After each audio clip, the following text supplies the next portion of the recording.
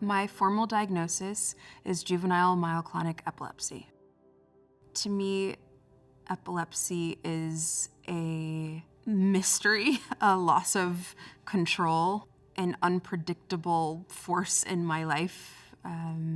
And particularly, I have a seizure disorder that has meant many kinds of seizures in my lifetime, and it's a lifelong journey. I've had many kinds of seizures. From as a kid, I had absent seizures. I was a foster care kid, so no one really noticed until I was a teenager. Then I started developing clusters of seizures, of myoclonic jerks, and then I had a tonic-clonic seizure behind the wheel in 2006. I got an official diagnosis as a teenager, but because I didn't have someone actively caring for me, it was easy for me to ignore getting continuous care, and I actually have felt a little bit grateful about that, just because I probably continued doing things that I shouldn't have done, that I'm glad that I had the chance to do. But yeah, I would have the classic, in the morning times, brushing my teeth, I would have myoclonic jerks.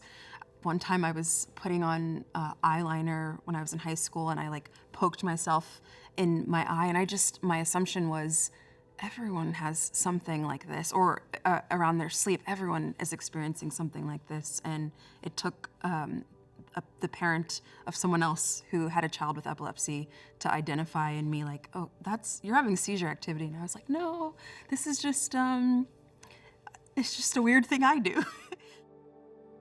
So after that, I didn't take it seriously until my car accident. And after my car accident, that's when I started seeing a neurologist regularly, and I went on seizure medication for the first time. I didn't know anyone else who had epilepsy. I still don't know that many people that do. The biggest thing was a loss of my independence, and suddenly having a life having to deal with side effects from medications affected me in many, many ways. The side effects that I've experienced on medications affected my sleep, affected my ability to form words. It affected my sense of well-being. I am kind of predisposed to joy, and that was squashed in me on a particular med that I was on, and I really struggled with wanting to continue to exist. And yeah, that was the toughest struggle that I've had with seizure medications. And I'm really blessed. I've had a life of a lot of reasons to live, and even epilepsy has helped me to find a lot of those things. My profession as a yoga teacher, my work a lot has been informed by trying to find ways to manage my nervous system so that I can have less seizures and feel good on the planet. So I didn't drive for years. You kind of need to drive, and I had my seizure behind the wheel in Maryland, and I wasn't allowed to drive in Maryland for years. And since my seizures are managed now, I decided to try again, but I was terrified to drive. It's scary driving as an adult, but I just started driving in November, and today is the first day that I drove in rain. So big win today.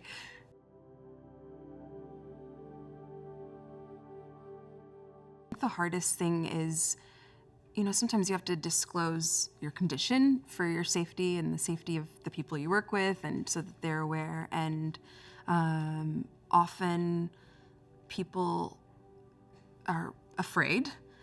It can sometimes change the way that they see you and see what you're capable of. And it can feel hard to both advocate for yourself and how you're feeling when you don't want to disrupt. And if you're not sure if you're going to be having a seizure, I say, like, I get a feeling like I could have a seizure, or and sometimes I just need someone to know that, but there's nothing for them to do. And sometimes voicing it is a way for me to feel better with what's happening, but I have in the past kept that to myself just because I don't want to deal with the fear of other people, and then I don't want them to think that I'm not capable of doing whatever it may be.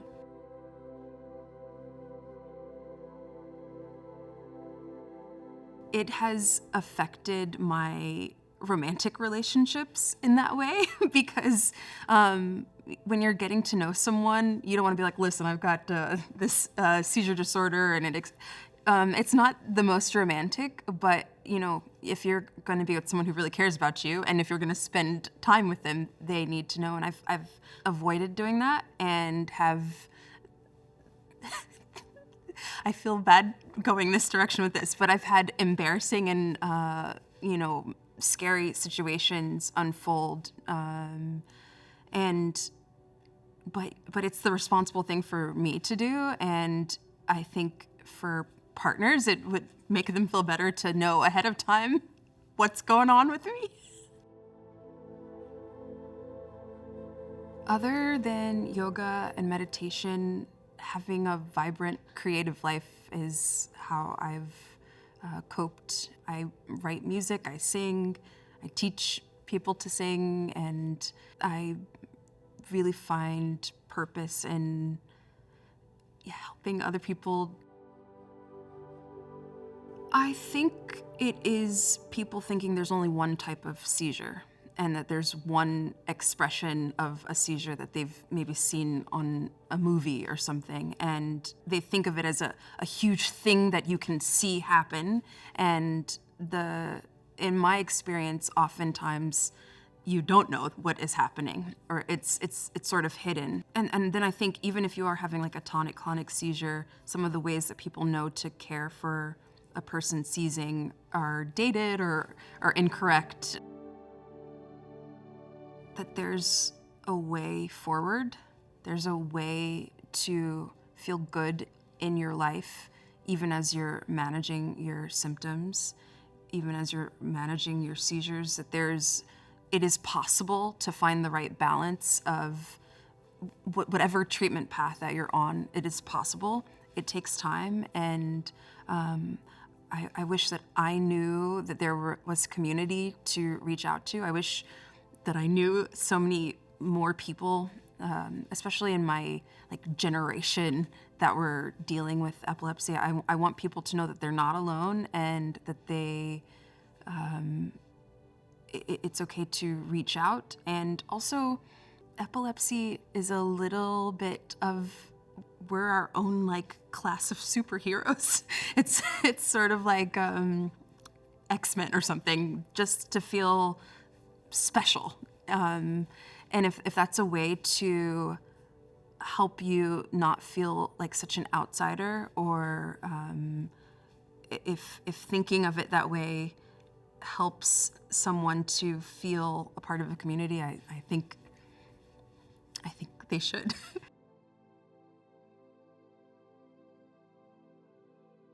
If I could go back and speak to my younger self, I would say to her, first, this is not normal.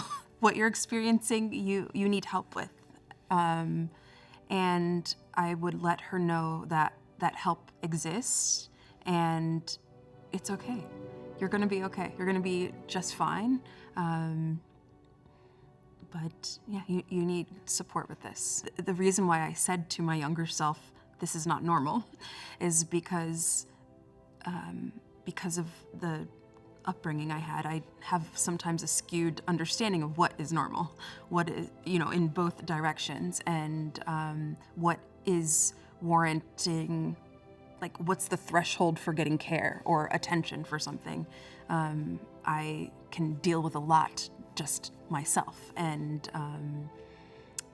that helped me survive, and it is not the thing that has helped me thrive. I've had to learn to really rely on other people, on my care team, on, a wider circle. And that's actually really a nice thing to learn, that, oh, I don't have to figure this out all myself. But it is a scary thing to, it's a scary thing to learn.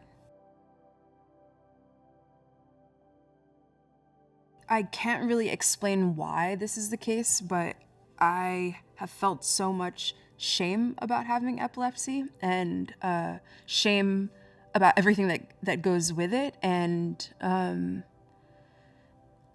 it's just very, it's just a weird life moment to have been brought to a place where I'm speaking about it, and maybe there's a little Nikki out there who might be like, oh yeah, because I literally did not have anyone to look up to with epilepsy, or to even talk to about it. That the research yields a better understanding of the causes and roots, that there's a better understanding of in epilepsy in women, and how the menstrual cycle affects the seizure disorders, or the seizures as they happen. That is something I felt. I was tracking myself and was told at first, like, no, there's no connection there. And then it was actually through the internet that I started to recognize that, oh, there's a lot of other women with epilepsy who have the same experience. It would have changed a lot about how I treated and experienced my seizures when I was younger if I knew that. I hope that the research can create a possibility for people to not have to make such a tough decision in their lives, in terms of, because a thing that we who have epilepsy think about a lot is if the medications that we're taking are going to increase our quality of life by helping us have less seizures, or decrease the quality of our life by giving us a lot of side effects. And it would be great if that could feel like an easier choice to make, if there were treatments that felt like, this is going to improve my life, absolutely. There's no question about it.